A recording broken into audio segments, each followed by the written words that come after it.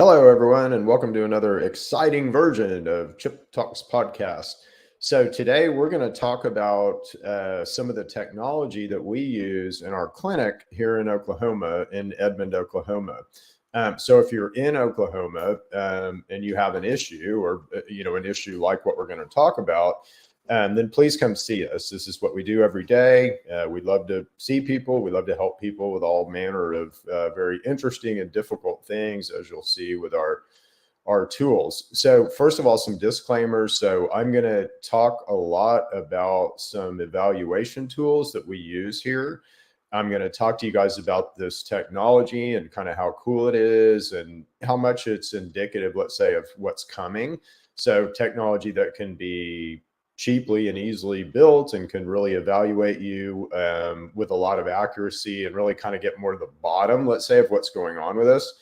But disclaimers. So the things I'm going to talk about, thermal imaging, it is somewhat of a diagnostic and can be for things like breast cancer. But generally, the way that we use it is not as a diagnostic instrument. And I'm not a doctor. So, I may say the wrong words throughout the course of this. But just disclaimer wise, we use these things for information. It'd be like, you coming over and us sitting down and talking in our house and us hooking up some woohoo device and seeing kind of what it says. So, but I do want to talk about the technology behind these devices because they're far from woohoo. And so we'll get into that a little bit, but I'll show you some pictures of what these things are able to do, which is kind of cool. And we'll start off first by talking about thermal imaging. So before we get to the pictures, because they're really cool and pretty and sexy and all that, but thermal imaging is super important for these reasons. And if you think about this, like our body is always trying to maintain a constant temperature. Well, that's not easy. That's not easy at all. In fact, that's extremely difficult. So think about the amount of work that a cell has to do to, first of all, just understand, is he in the right temperature range or not? And then he's got to kind of turn up the gas in his heaters, or he's got to kind of cut down the gas in his heaters, depending on what the cells around him are doing. So that takes a fair bit of communication and networking. And, I'm going to talk to my buddies and let them know kind of what I'm doing. I'm going to sense what they're doing. So that takes a lot of crosstalk, right? And your body's really good at that, though. And so your body's really good at balancing. And so, you'll have on each side of your body, like if I took a picture of one side of your shoulder and then exactly the same, on the opposite side, equidistant, then those two temperature points should be about the same, which is really cool. Your hands should be about the same. Your feet should be about the same. So your two legs should be about the same.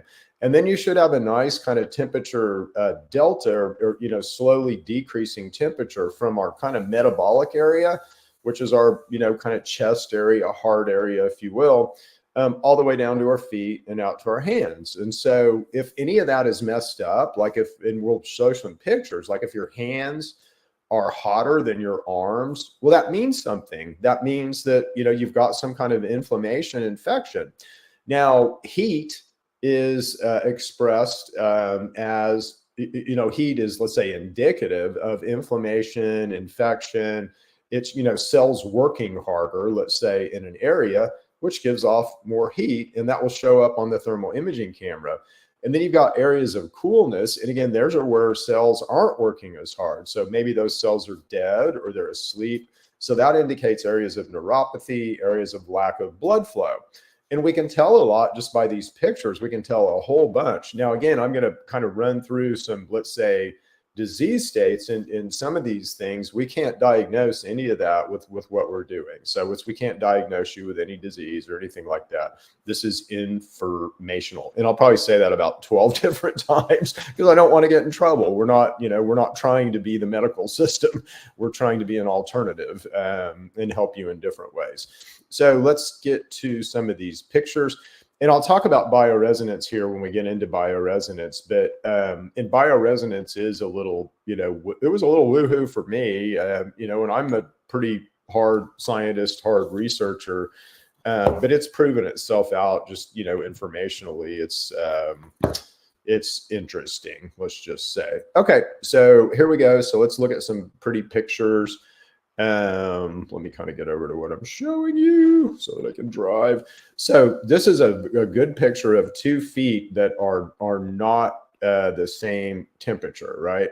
So a healthy foot will look like the foot on the left, where you've got kind of a nice temperature gradient out to the toes, and you've got kind of the heat running down kind of right through the post of your leg, so to speak.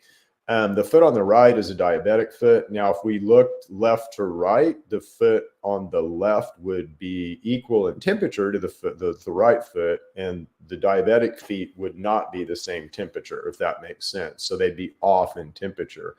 But you can see how a diabetic foot looks. You know, there's a lot of heat that's kind of all over the foot. It doesn't hold temperature well like the foot on the left. So this is a good example of somebody who might potentially have diabetes. And again, if we saw this on someone's picture, we're immediately going to say, hey, you might want to go check with your doc, and you might want to get some additional tests because it looks like, you know, you've got some interesting things indicated. This is an athlete. So I wanted to show this picture because this is actually a college athlete. And you can see by, and I won't tell you what sport they play, but basically you can see the amount of stress, and this is what I'm highlighting on the picture on the left, in their lower legs. And so this is just indicates somebody who's doing a lot of work. So the white is hot, and you can see the heat here in the lower legs, and then also in the upper legs, and also right here by the knee. So heat is hot, and I mean, white is heat, and heat is obviously hot, but the white is indicating higher heat, and then the red is a little bit less than the white, and then the yellow is a little bit less than the red, and the green's a little bit less than the yellow. So you can see how hot the lower legs are here, and also some heat up in the upper legs. And again, this could be, you know, injury, or it could be just a lot of work. This person's doing a lot of work. But when we come over here to the knees, you can see how hot the knees are. And so this is somebody who's doing a tremendous amount of work with their knees, or they have, you know, potentially some knee damage. And so this would be a good picture to take to a, you know, radiologist, somebody who read basically images for a living, to see if, you know, if this is inflammation, or if this looks like some kind of, you know, knee type damage is beginning to happen. So I would say that's inflammation, but again, I'm not a doctor. The other thing that thermal imaging can do is it's going to give us a look at really anything. And so you can see inside this camera picture what the horse looks like, you know, in thermal image land versus kind of what the horse actually looked like. But we can see inflammation in any kind of animal, you know, which is nice. And this is all measurable, which I'll talk about here in a second, which is cool. And again, this isn't, you know, you can't measure this and get any kind of medical result yet. It needs to be studied and all that. This is not a, this is not from my camera. Let's just say the camera that we have is a lot higher resolution than this. And shows a lot more, let's say, detail than this. But this is a good image of someone's, you know, breasts, and how we can begin to see breast cancer. Now, this would be a hard image to read, you know, for a physician or radiologist, just because it's got a lot of different heat in it. And so one of the things that we do is we look between left and right for heat, and then we look at any unusual heat spots. And we would note that on a report. And so, you know, that would be something that you could take to your radiologist or whatever, and, you know, show them, hey, I've got some hot spots or areas of concern. The nice thing, though, about this, though, is there's, you know, mammograms are uncomfortable for women. And, you know, any woman who's ever had a mammogram will tell you how uncomfortable they are. This is non-invasive. It doesn't hurt. It's, you know, you have to basically be naked to do it. So it's a little uncomfortable. But it's non-invasive. Nothing gets squished, nothing gets poked, you know, nothing. It's literally a dark room where you can't even see the person taking the picture of you. Okay, and yeah. Okay, so this is an interesting picture, and this is something that, again, it would indicate rheumatoid arthritis. We could never make that call, but this is a situation where it would indicate something like rheumatoid arthritis, where you have basically your hands and fingers being hotter than the rest of your arms. And so you can see this very obviously on this picture. that the fingers are hotter than the hands and the hands are way hotter than the arms. So this is somebody who likely has, a condition like rheumatoid arthritis, where they've got a lot of inflammation in their joints, and that's pretty obvious to see on a thermal imaging camera. Okay, so this is a good picture of just, kind of, let's say, inflammation. And this is what we see in a lot of people. This person might have something going on here with this right leg, the lower right leg, because it's just hot, and that would indicate some kind of trauma or damage. They might have some knee stuff going on because we've got some heat here. We didn't need some more pictures, let's say, to just make sure. But the big thing about this picture is look in this lymphatic area. Okay, so in the lymphatic area, you've got a whole bunch of heat. And what this means is just chronic inflammation. It means that this person is chronically inflamed. So they've got some kind of infection, some kind of something, allergy or something going on that's creating a lot of heat, generalized heat in their lymphatic system, that's causing their lymphatic system and blood system to be hotter than the rest of their body. And I see this in everyone. I mean, everyone that I see is chronically inflamed in some way. So, yeah, it's just, that's a common picture.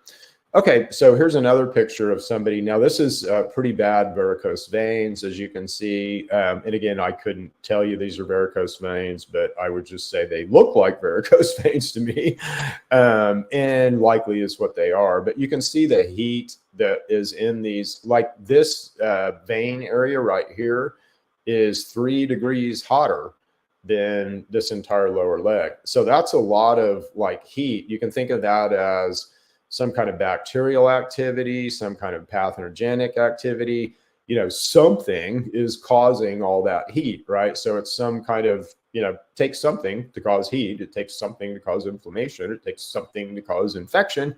And that's clearly an inflamed, infected area that's giving off a lot of heat. This one up here is even hotter, right? So, it makes you wonder, varicose veins are, a pretty common, let's say, thing that physicians see a lot. But it makes me wonder, are these veins associated with some kind of infection? To me, this looks like infection. And again, I'm no doctor, but I am a researcher. I look at this stuff all the time. And to me, this looks like infection, right? So it looks like severe infection in the blood vessels themselves. And, you can find some research that will indicate that this is infection related, and staph likely is one of the causes of potentially of varicose veins. But anyway, it's something that you can very obviously see on the thermal imaging camera. It makes you kind of go, well, I wonder if we're right about varicose veins, because they sure look like infection to me. Okay, so the next thing we're going to look at is BioResonance. So this is a friend of ours, Eve, from Finding Eve Wellness down in Durant. So if you're down in Durant, find Eve. She will help you do our stuff, and she'll also help you in a bunch of other ways. But she's getting a BioResonance exam here. Now, what BioResonance does, and again, this is informational. It cannot diagnose you. It's just sort of, it's looking at you in frequency. And what it's looking for are basically dysregulation. So it turns out that if my heart is healthy and your heart is healthy, that they'll generally kind of broadcast on the same frequency within the frequency that this machine is looking at. So it's quantum, and it's a little bit more complicated than just radio frequency. But again, if your heart is healthy and mine, they'll broadcast on about the same frequency. If they get off that frequency, the people who have built this machine and devised this machine over the years, it's Russian technology. This is a Chinese version of it. So it's been all over, let's say, the East. But they've just built a database that says, okay, well, if your heart is, at this frequency, it's off this much, well, that might mean something, right? So that might mean this, or that might mean that, or whatever. And so it indicates that. And again, so you'll see some stuff that might look like disease stuff. It's just information. It's just information that this machine is giving. But the cool thing that it does is it turns out pathogens will have a frequency, and it will basically be able to indicate if that frequency of a pathogen is in the same frequency range as an organ. which is useful, very, very useful. So the way that we use this machine really is to, we'll see somebody who looks like this, right? So they're chronically inflamed. Well, I'm going to tell them, hey, it looks like, I'm not a doctor, but it sure looks like you're chronically inflamed. And here's why, because you have all this heat in your lymphatic area. And that's, not normal. Your body should kind of have a core, temperature always. And so you're immediately going to go, okay, well, Chip, well, what am I chronically inflamed with? What's infecting me? And I'm going to go, well, what are you allergic to? And, past that, I don't know. So we need some other way to get some kind of indication of what might be infecting someone. So this bioresonance machine, because it can see basically the frequency of a pathogen and kind of have that be associated with the frequency of an organ, it at least gives us some stab in the dark, right, of what might be going on with you and kind of what might be infecting you or causing chronic inflammation. So this is just a look at the pancreas, and so it's just a faux image. This isn't actually anyone's actual pancreas. This is a look at the signaling that it uses. So the red line will be the signal that it kind of sends out that it's expecting to see from whatever it's looking for. And then the blue line is what it's getting back. So if these lines are right on top of each other, that, according to this thing, is going to be indicating or informationally indicating that that system is pretty healthy, so it's looking like it should look. If it's off, then again, it's going to give some information that says, hey, looking like these guys might be associated with what's off. And so we get an indication of what, pathogens might be associated with things. And it turns out, I say this all the time when I talk to people and when I'm, trying to help somebody, let's say with their health, but God is a perfect engineer, right? And we all know this, God is a perfect engineer. He doesn't build things to fail. He doesn't build, junk. He doesn't build nature to not work, right? So God is a perfect engineer. Well, how does that apply to you? Well, it applies to you in the fact that every cell inside of us, and it doesn't matter how sick you are, how old you are, how diseased you are, it doesn't matter. Every cell inside of you is always striving toward perfect function. And if something happens to it, if it's infected or diseased or whatever, it's going to try really hard to divide and form a new perfect self that will be striving toward perfect. So every cell inside of us, which means that every organ inside of us, every system inside of us, every single thing inside of us is always striving toward perfect function. But yet, all of us are failing, right? So we fail, we get sick, we die, we get all manner of diseases. So what's going on there? Why can't we strive toward perfect function like everything in our body is trying to do? And your body will heal itself, right? If you just get all the junk out of the way. So what is the junk? What causes this? It has to be caused by something. God is a perfect engineer. You don't just break. Your cells don't just decide one day, hey, I'll give you liver failure. Hey, I'll give you kidney failure. Hey, I think I'll give you a heart attack. Doesn't work that way. It takes something. Right? So it takes an allergy, perhaps. Maybe you live over a lead mine. Maybe you're exposed to U-232 all the time. Maybe you work at Area 51 or something. And yes, those would be causal things. But the biggest thing for most of us is some kind of pathogen, some kind of bug that's infected us and is causing us all manner of harm and, all manner of, let's say, symptoms. But the cause isn't liver failure or kidney failure. Those aren't the causes. The cause is the damn bugs that cause the situation for our liver to fail or our kidneys to fail. Hopefully that makes sense. But this is the way that we begin to get some information about what might be, causing things. In the medical system right now, hopefully you guys notice this, and you will more and more. Believe me, what I'm saying is high truth, and I know it is. So you're going to be hearing a lot more about it, whether you listen to me now or not. But the interesting thing will be the look back on the medical system and why we never tested for H. pylori or hook round and pinworm. And I would say that 95% of the people that I see that I test with this device indicate for pylori or hook round and pinworm.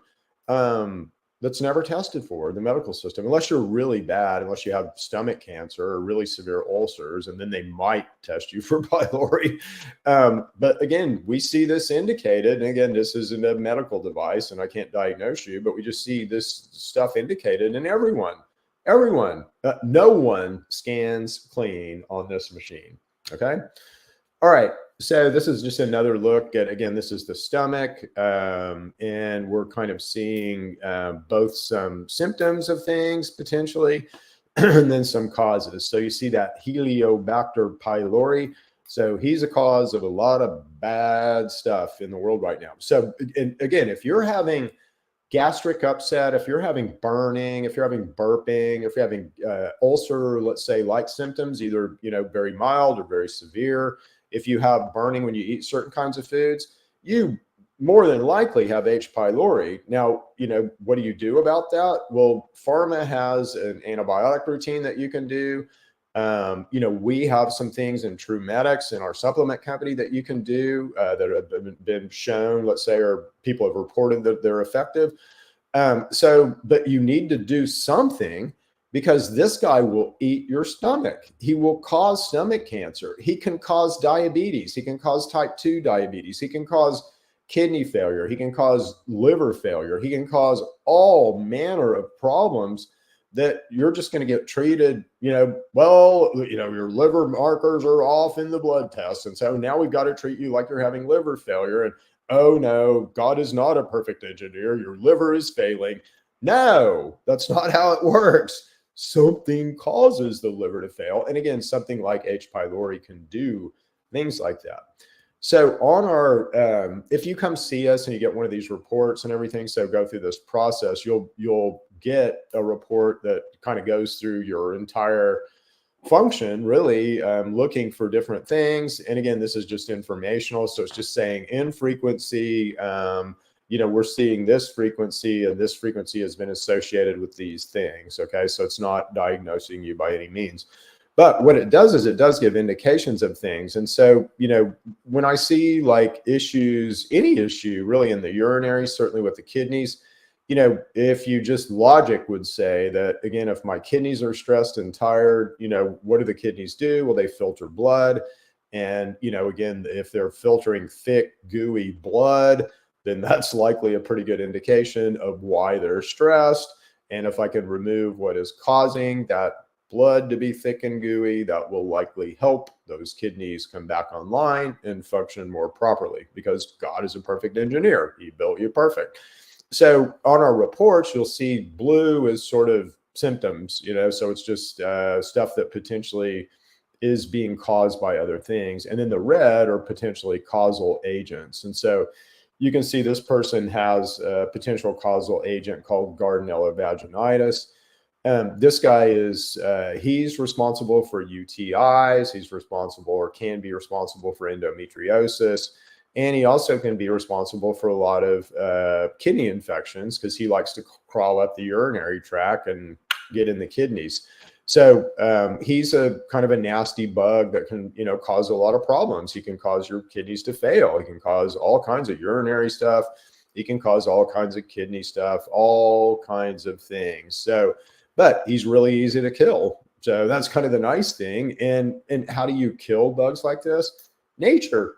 God always provided us the perfect solution that's right out here in nature. We've just got to wake the heck up and kind of remember what we've forgotten and go back to nature for solutions. But there's a lot of things in nature that will kill that particular bug, either topically or orally. So a lot of ways to go at him. H. pylori is a little different. He's a pretty dang sophisticated and hard to kill bug, but there are ways to eradicate him that we're finding. And again, nature is always the way. Generally animals in the wild don't die of things like this, right? So they don't die of a H. pylori infection, but you can.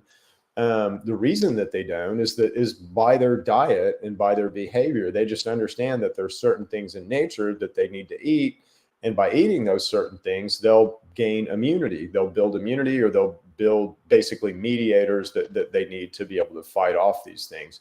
We've somehow lost that ability, but we kind of need to get it back. So anyway, that's a little bit of a look of some of the technologies that we have here at Neighborly Wellness here at our clinic in Edmond. Um, these technologies obviously really help us understand the human body in a completely different way. So, you know, again, I couldn't look at you like a doctor, but when you come in here, I absolutely will not look at you like a doctor because I'm not a doctor. But we're going to look at you in kind of a different way, and we're really going to get information about. I'm really after infection.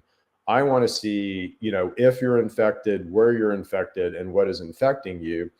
Because I know that if we get rid of the cause of that infection, that all manner of things inside of you will begin to work better, function better, and will bring you to your highest self kind of perfect form.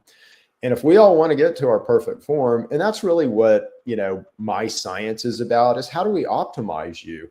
How do we make you all you can be? How do we make you sing like, you know, sing the song that you're supposed to sing, right? And right now we're all in the toilet, boys and girls. We're all in the toilet by our behavior. We're all in the toilet by our eating behavior. You know, we put ourselves to sleep with the amount of sugar that we eat. We don't understand our function. We don't understand how powerful our bodies are, how godly our bodies are, and their ability to heal themselves if we just get out of the way. But we're gonna understand all this. All this is coming. All this is coming. All this is coming, which is really cool. Anyway, we'll leave it there for today. Again, if you are in the Oklahoma area, come see us at Neighborly Wellness. We will, and again, if you have a situation, call us. We'll come see you. So we do house calls depending on how far away you are. And obviously, if you have an issue going on, check out True Medics. So check out our supplements that we build at truemedics.com.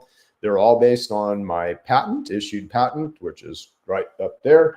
And then also, you know, our knowledge base. So we're able to, because we see people, you know, in kind of a clinical way, although we can't say that, we get a lot of information and knowledge about what works, what doesn't, what's going on with people and all that. So anyway, we like to share that knowledge and want to share it with you like we're doing right now. So come see us if you're in the area. If not, you know, we still do consulting and all that. So you can kind of find out about that on the website. Anyway, we'll leave it there and we'll see you guys next week for another exciting version of Chip Talks Podcast. Bye, guys.